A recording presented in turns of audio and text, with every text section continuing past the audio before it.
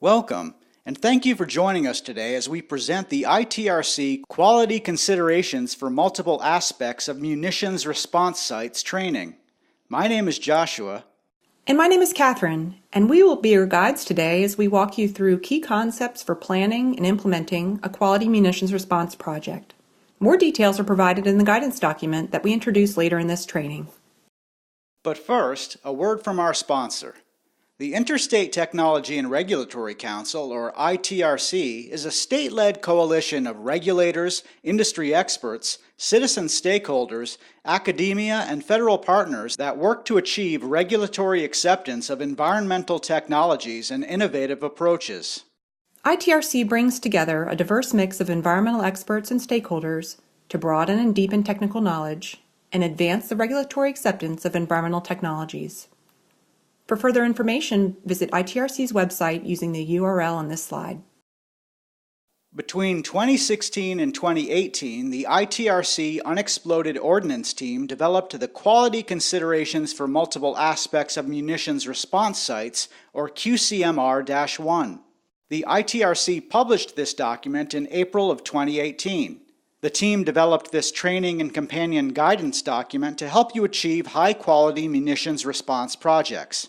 Now let's get started. Quality is not an accident.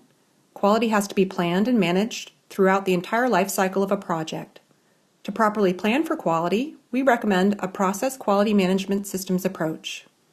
A process quality management system is a collection of documented policies, procedures, records, and associated responsibilities, organized into a structured system of processes. Process quality management requires establishing quality requirements, identifying processes, control of documents and records, control of non-conforming products, quality control activities, corrective actions, and audits and documented procedures, all of which ensures defensible decisions, compliance with the plan, regulations, and delivery of products and services in the most cost and resource-efficient manner. The training consists of the following. First, Catherine and I present an overview of basic quality concepts and then apply these concepts to an example munitions response project. Then we wrap up with some final thoughts. In the guidance document, we define quality and present and support evidence-based decision-making. Evidence-based decision-making uses relevant information to make it clear why a specific choice is being made. Better evidence will help increase the likelihood of meeting project decision goals.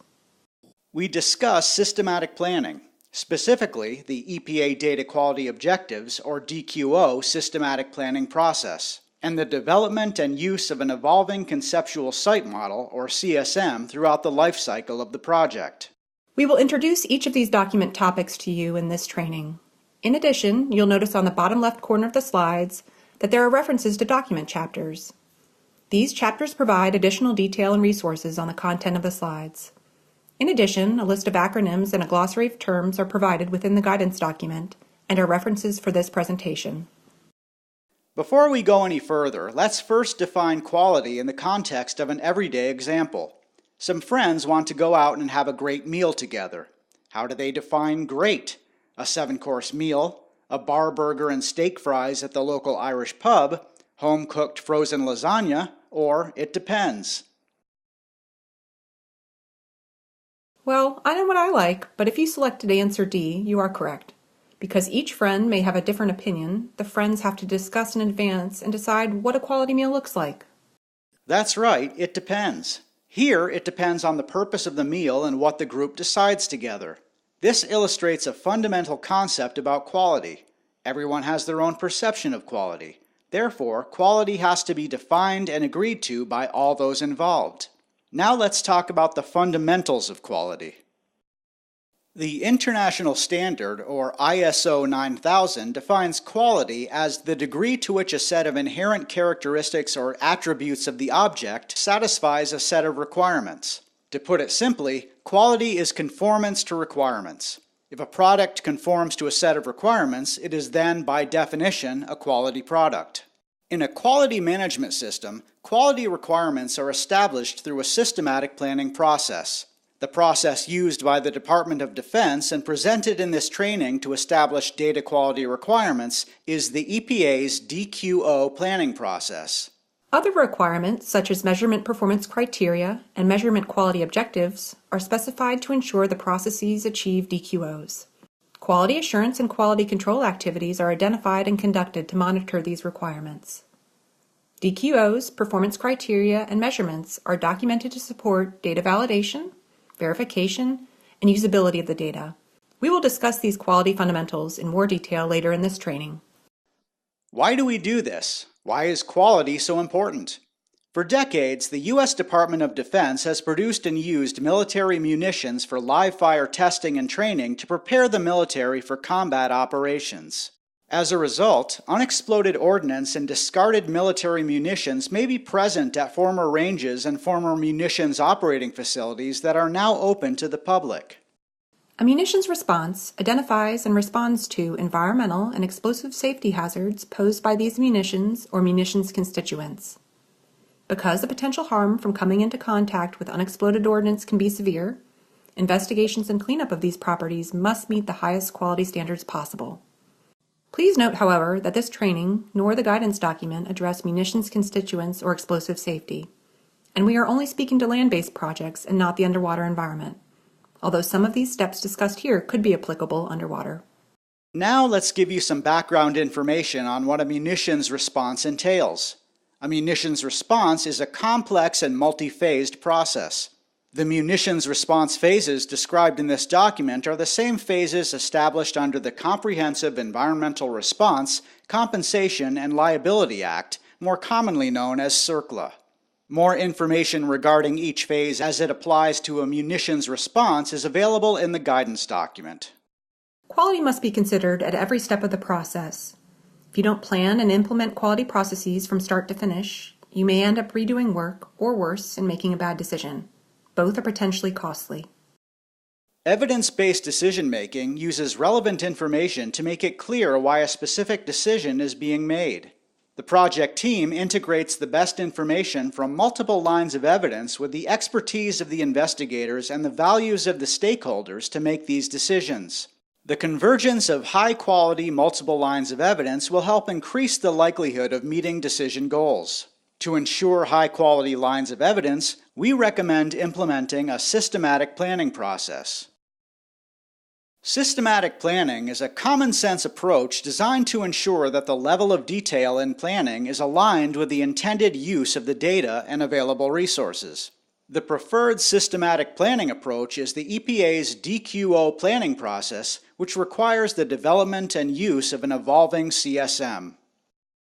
The CSM is an iterative, living representation of the site that provides a simplified and concise summary of relevant known and assumed site characteristics, conditions, and features. A CSM can be presented in multiple ways, including text description, tables, figures, flow diagrams, maps, and pictures. The CSM conveys what is currently known about the site and should be confirmed or updated as new data are collected at each project phase as needed. The CSM is agreed to by the project team, and it is documented in Worksheet 10. The CSM is a critical element of the DQO planning process. The EPA DQO process consists of 7 steps and is a logical, structured format for setting well-defined, achievable objectives and developing a cost-effective, technically sound plan to acquire data. It balances the data user's tolerance for uncertainty with the available resources for obtaining data. DQOs are qualitative and quantitative statements that clarify study objectives, define the appropriate type of data, and specify the tolerable levels of potential decision errors.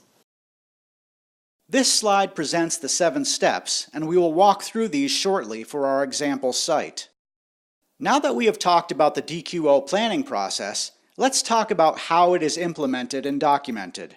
The Uniform Federal Policy Quality Assurance Project Plan, known as the UFP-QAPP, is the preferred format for documenting systematic planning activities, including the DQO planning process. It guides the team through the planning process and contains worksheet templates designed to simplify QAPP preparation. Worksheets cover all stages of the project.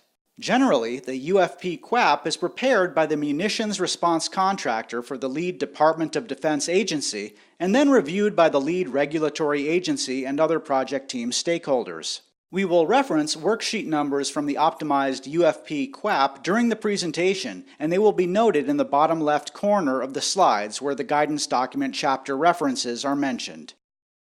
The Intergovernmental Data Quality Task Force has developed an overall munitions response QAPP, known as the MR-QAPP Toolkit. Links to the toolkit are included within the ITRC guidance document. The MR-QAPP worksheet format is the same as the existing optimized UFP-QAPP. The format may be familiar to you from other environmental projects.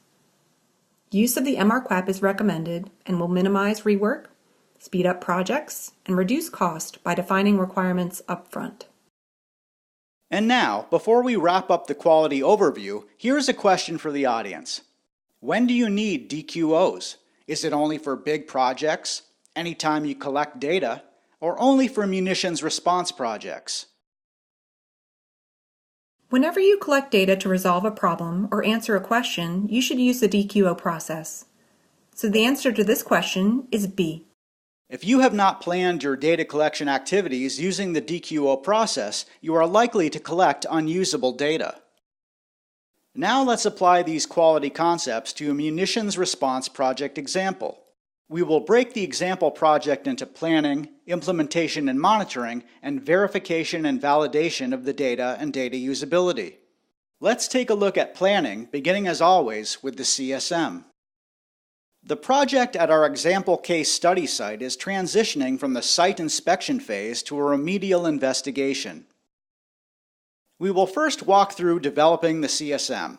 Several types of information are necessary to build the CSM. At the site inspection phase, the type of information available usually consists of historical documents or reports, site observations from current visit reports, and possibly some limited sampling data.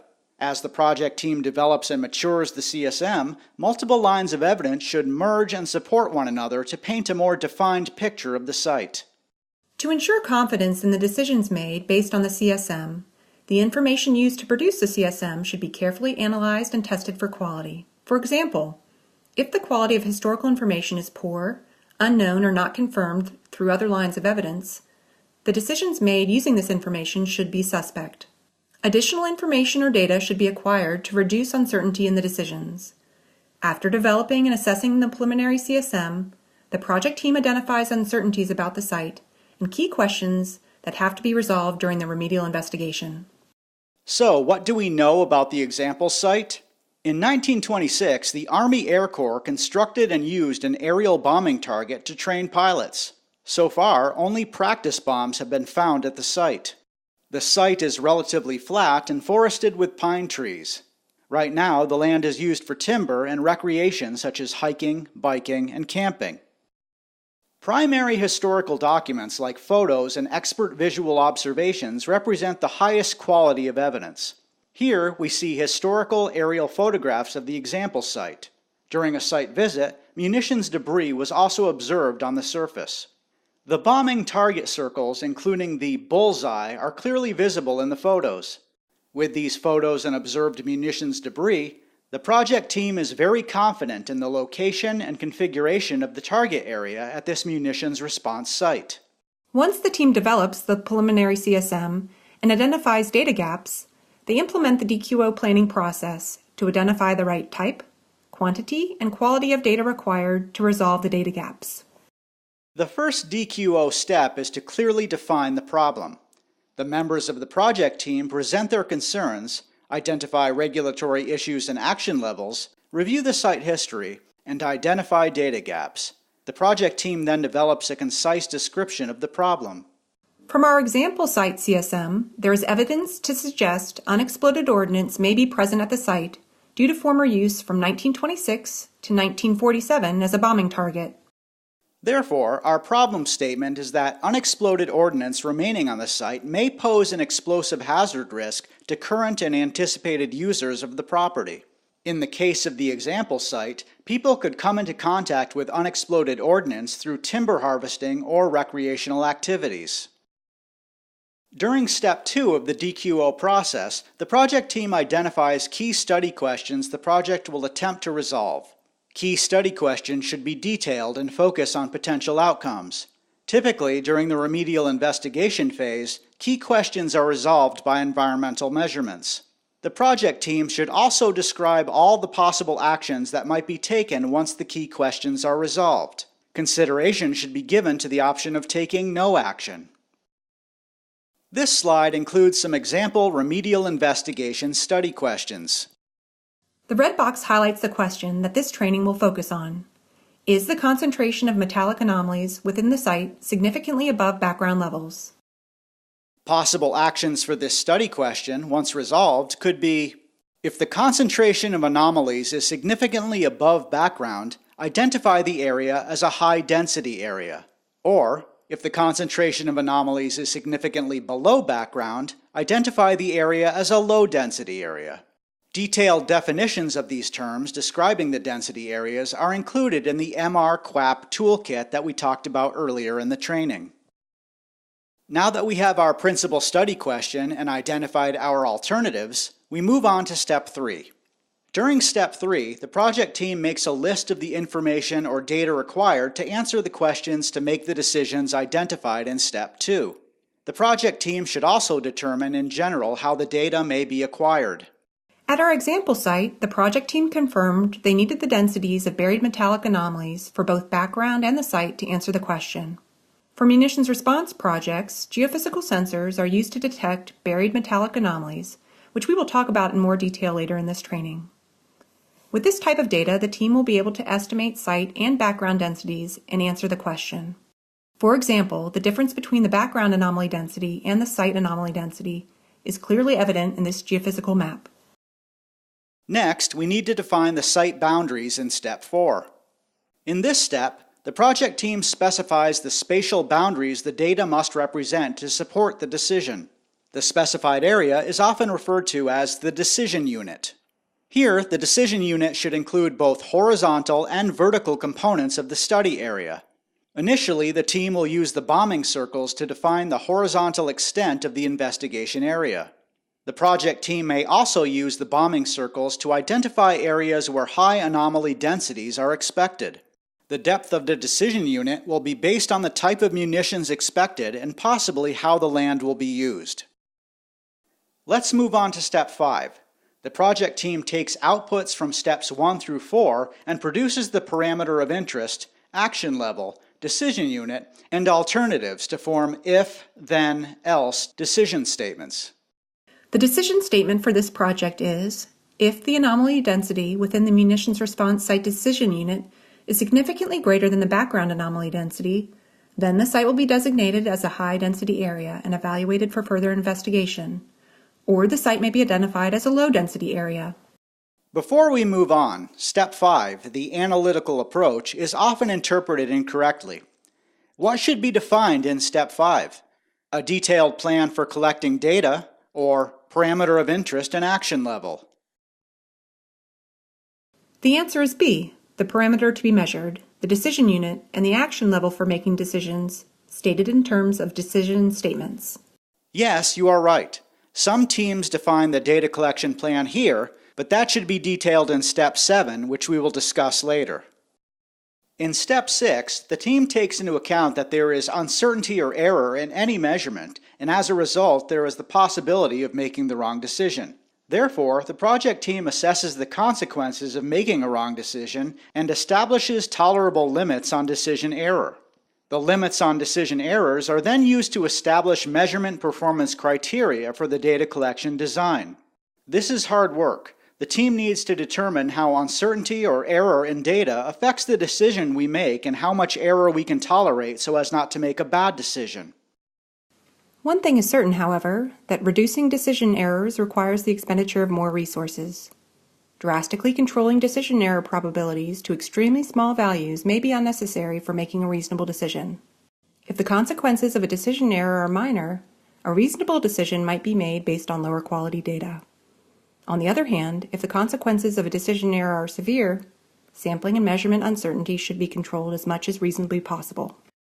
Now we need to establish minimum data quality requirements necessary to meet the DQOs.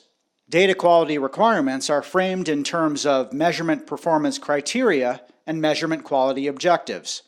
Measurement performance criteria are the minimum performance specifications that the data collection process must meet to ensure the data satisfies the DQOs. Measurement performance criteria are stated in terms of data quality indicators. Data quality indicators are precision, accuracy, representativeness, comparability, completeness, and sensitivity, more commonly known as PARCs. For each indicator, the team sets criterion based on the desired level of data uncertainty specified in the DQO. As mentioned earlier, the team needs to strike a balance between cost and quality when establishing data quality indicator requirements. For example, the greater the required precision, the higher the cost. There must be a balance struck between the desired precision, the cost to acquire that level of precision in the data, and the DQO. In the MR-QAPP, data quality indicators are documented in Worksheet 12. Measurement quality objectives are minimum performance requirements for equipment testing, inspection, and quality control for data collection processes. Both measurement performance criteria and measurement quality objectives provide QC inspection points and requirements for inspecting data collection processes and data. The first 6 steps should be completed before the plan to obtain the required data is developed, and every step should be completed before data collection begins. During Step 7, the project team optimizes the plan to obtain the required data and establishes the measurement performance criteria so the resulting data will meet all the established constraints in the most cost-effective manner. Here, at our example site, the project team decides they only need to sample a representative portion of the site to answer the study question. The team has decided to estimate background and munition response site anomaly density by collecting geophysical data along transects. The DQO process is considered complete with the approval of an optimal design for sampling and analysis to support making a decision. The detailed data collection design is documented in Worksheet 17. Transects are approximately evenly spaced data collection paths, and the data are interpolated to provide an estimate of the anomaly density over the entire site. Transects are often designed using Visual Sample Plan, known as VSP. It is a software tool that is widely used and accepted by regulatory agencies, as well as other available software tools to support this process. The example site transects are presented as the orange lines in this slide. Data will be collected using a geophysical sensor and GPS equipment along these paths. The data will be analyzed to identify high anomaly density areas within the site. To support the transect design, the team uses VSP to statistically calculate the number and width of transects required to detect a high anomaly density area based on the type and frequency of munitions used at a confidence level required by the DQO. Now that we defined the sampling design, let's talk about the measurement performance criteria. This slide gives one example for the transect survey, and Worksheet 12 will list all of these for the project. We talked a few slides back about the completeness data quality indicator. This measurement performance criteria states that planned transect paths are fully covered on-site during data collection with a geophysical sensor. A digital record is created using the geophysical sensor and GPS equipment. Now that we have established the performance criteria, we need to define how these are verified during data collection using measurement quality objectives. Don't get caught up in the details of this slide, but I'm showing you a top-level snapshot of how measurement performance criteria and measurement quality objectives are connected. The measurement performance criteria in Worksheet 12 need corresponding measurement quality objectives in Worksheet 22 to achieve this performance. For our example site, to ensure the geophysical survey covers the planned transects, the sensor needs to collect measurements at intervals within the acceptance criteria. This slide shows a visual schematic of the required data collection intervals we just defined in the measurement quality objective. The geophysical sensor will need to collect data at intervals that fall within the defined acceptance criteria. We will circle back to this example later when we talk about monitoring the field data collection. Measurement performance criteria and measurement quality objectives are terms that sound very similar. Let's discuss them one more time. Which one defines performance requirements of data collection methods, including field equipment? The correct answer is B, measurement quality objectives. If you picked B, you have a good understanding of the difference between these terms. Now let's wrap up project planning. After the remainder of the worksheets are fully populated, the team reviews and agrees upon the MR-QAPP. At this point, the team successfully completes project planning and transitions to implementation that we will talk through next. Let's now turn our focus to project implementation and monitoring, verification, validation, and data usability. Let's pick up our project now that we have started data collection. The organization executing the project will conduct quality control checks, and the team will conduct quality assurance assessments to provide ongoing monitoring that requirements are being met. As you remember, we talked about the measurement quality objective that defines the required intervals of data collection you see as the yellow dots. The field team goes out to collect data on this transect and achieves incomplete intervals that exceed the required distance requirement. The field team conducts a root cause analysis and determines this issue was due to the GPS not operating correctly. The project team agrees to this analysis and conducts the corrective action to recollect data during the time period the GPS was not working. This new data achieves the acceptance criteria and is now of the required quality. Let's review what we just talked about. What happens if measurement quality objectives are not achieved? If you said perform a root cause analysis, you are correct. The field team will conduct a root cause analysis and implement a corrective action. In the case of our example, the corrective action was for the team to recollect data that were impacted by the GPS failure. The team then reassesses and confirms if the measurement quality objective is achieved with the new data. Let's move forward in time as the project approaches completion and data collection efforts are finished. The project team will conduct data verification and validation activities. Data verification is a completeness check to confirm that all required activities were conducted, all records are present, and the contents of the records are complete. The data validation process evaluates whether data conforms to the stated requirements. Worksheets 34 and 35 define the required documentation and establish the procedures to support these processes. This slide presents a subset of examples from Worksheet 34 that lists the inputs that will be used. These inputs include planning documents and field records and are successfully completed for our example site. As part of this process, the team assesses the measurement performance criteria and measurement quality objectives to verify and validate they were achieved. The team will review the performance and acceptance criteria to confirm their completion. At that point, the overall data quality objectives are achieved. The remedial investigation transect data were analyzed, and the map presented on this slide presents the estimated anomaly density for the site. A high anomaly density area was identified above background, which confirms the original study question for this training. Now let's talk about the data usability assessment. It is the final step in a project and performed by key members of the team before proceeding to the next munitions response phase.